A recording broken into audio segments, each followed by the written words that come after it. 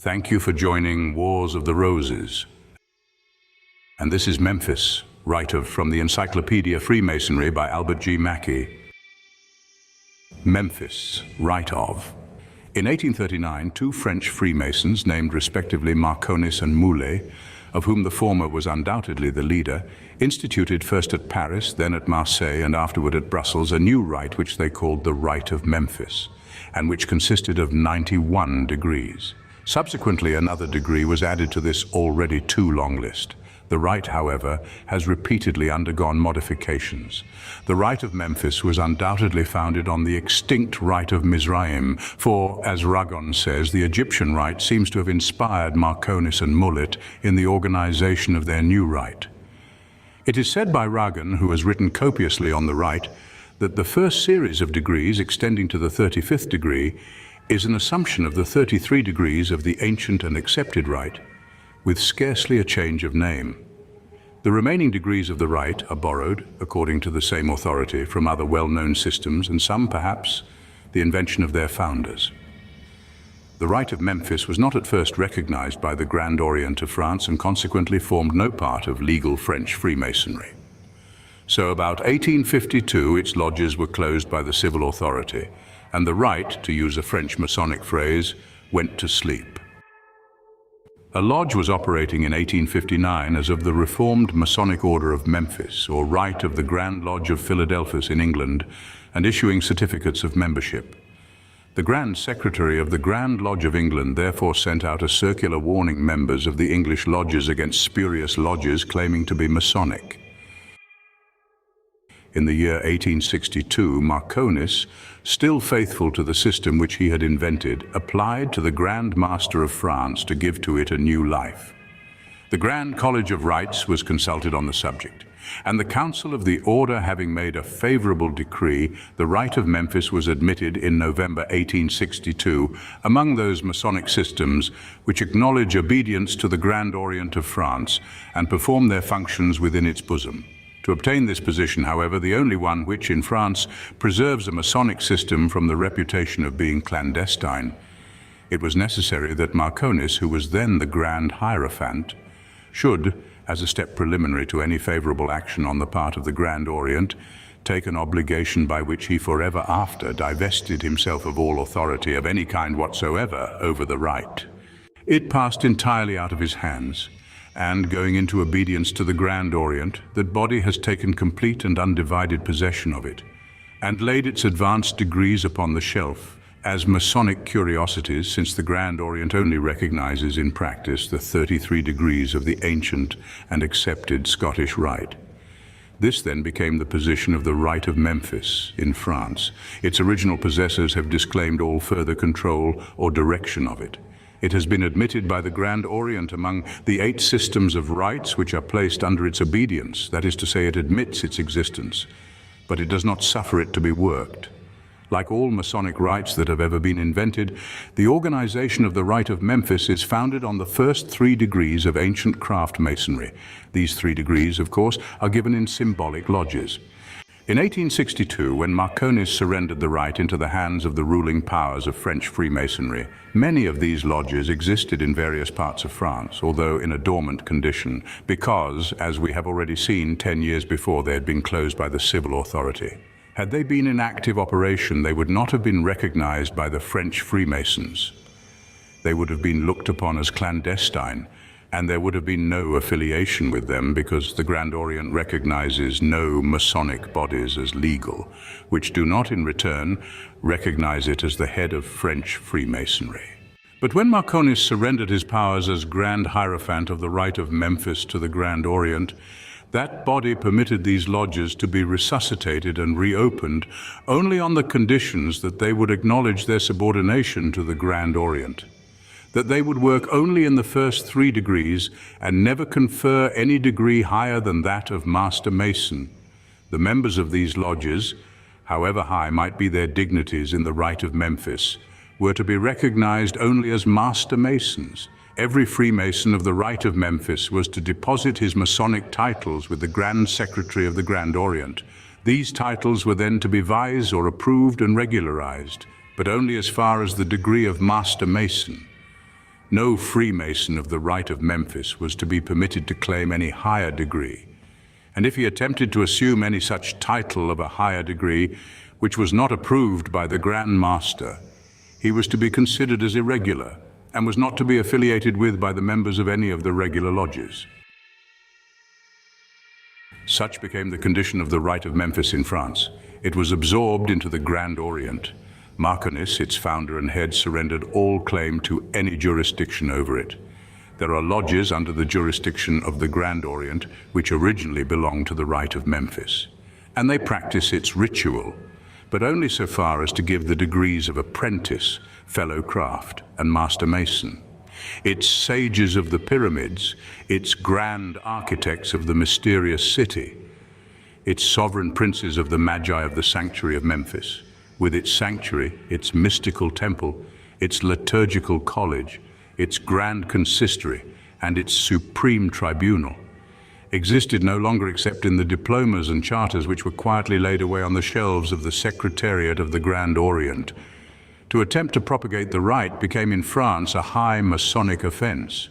The Grand Orient had the power, but there seemed no likelihood that it would ever exercise it.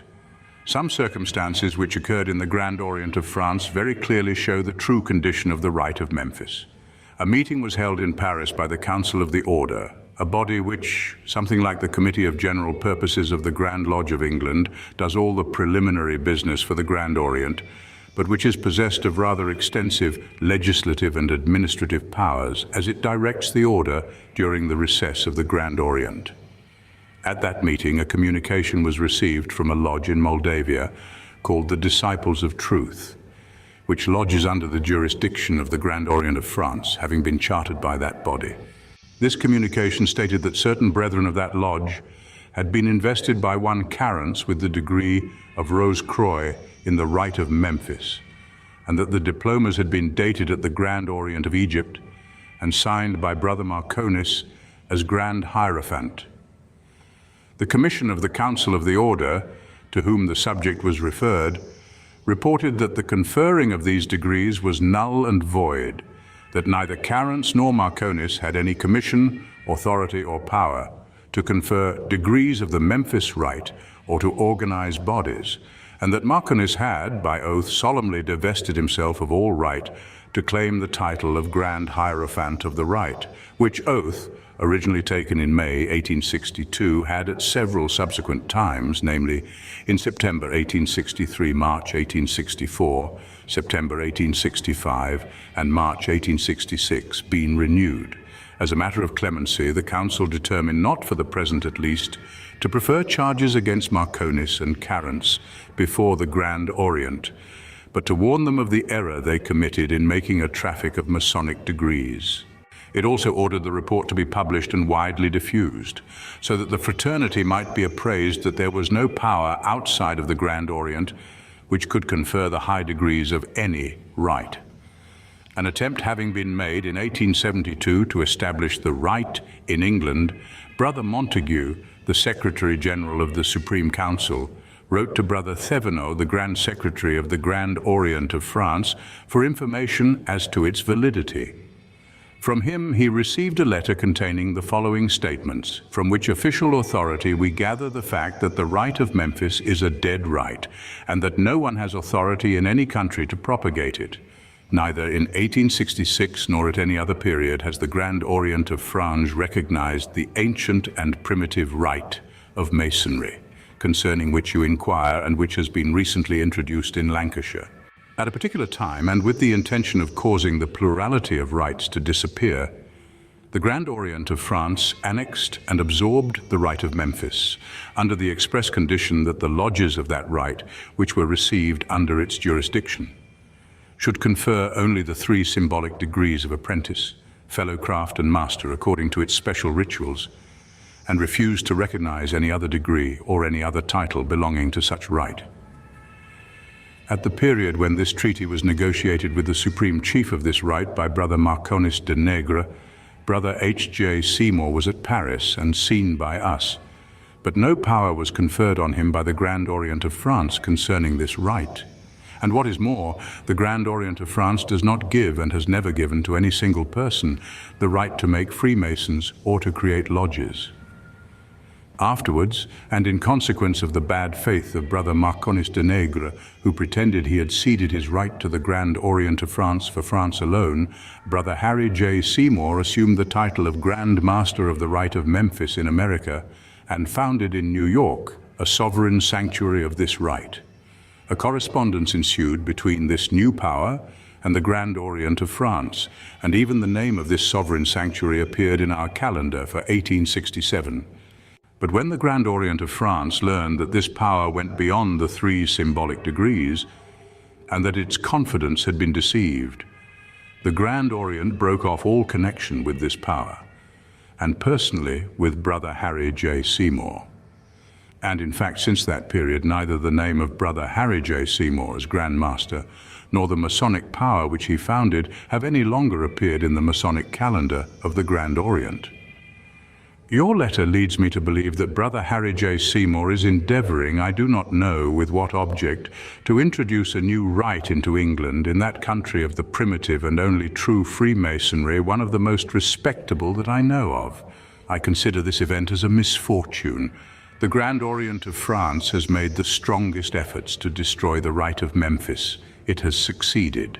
The lodges of the rite, which it at first received within its jurisdiction, have all abandoned the Rite of Memphis to work according to the French rite. I sincerely desire that it may be the same in the United Kingdom, and you will ever find me ready to second your efforts.